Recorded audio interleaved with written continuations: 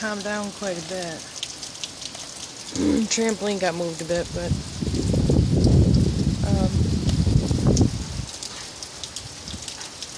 let me tell you, it's hard walking a dog that's afraid of storms.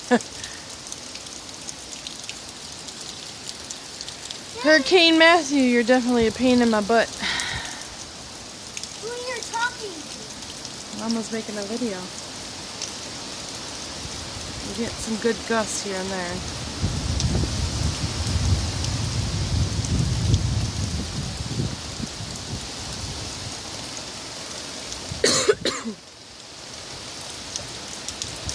It's calmed down. We're supposed to get higher winds later on, I guess, but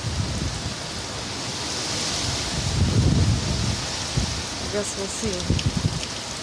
Thankfully, we live in a brick house, and we're definitely not on the ocean side. That's a blessing in itself. Well, there you go, guys. That's for now. We'll try and keep you guys posted. We got no power right now, so we're going to try and do what we can.